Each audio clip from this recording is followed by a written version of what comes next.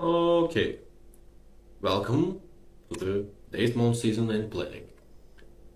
These are days of the week, months, seasons, and dates and words related.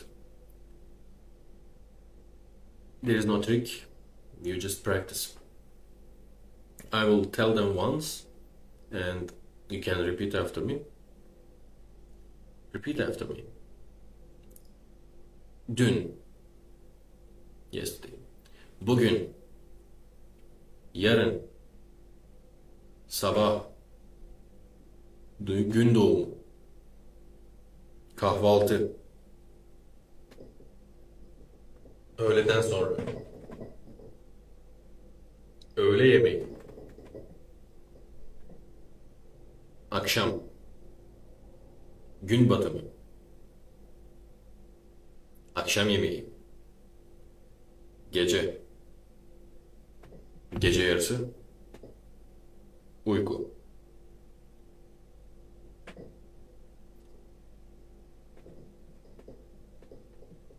With your eyes open.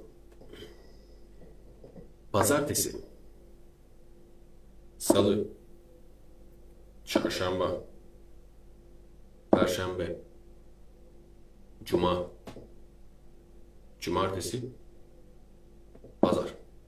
Actually, there is something to remember, which makes you remember easier. It's tesi. Short for Cuma ertesi. It means after Friday. Saturday is after Friday. And Monday is after Sunday. So it's also pazartesi. Pazar, pazartesi. Sunday, pazar. Monday, pazartesi. Ocak, Şubat, Mart, Nisan, Mayıs, Haziran, Temmuz, Ağustos, Eylül, Ekim, Kasım, Aralık.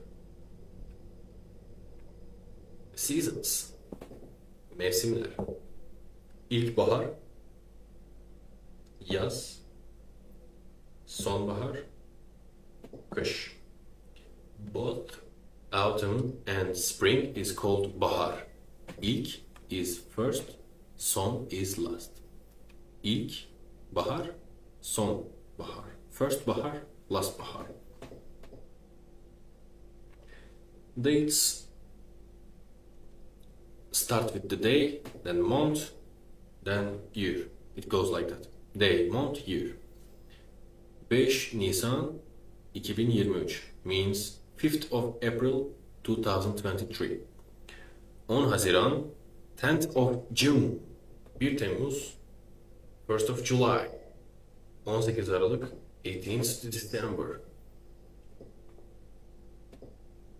Lazy tip, if you don't remember the months, you can say it like, for example, 7th month 7. ay 7. ayın 5'i 5th of the 7th month. It's a good practice to remember vowel harmony and ordinals, but a lazy tip anyways. So use it with caution. Here is your worksheet. Good luck. And actually, we are halfway past our course, so I'm glad. Really, I'm happy if you came this far. I want to congratulate you again. On your consistency, the work you put, the attention you give. I have to respect that. So, after that, we will see ask and tell the time. So, do the worksheet. Good luck.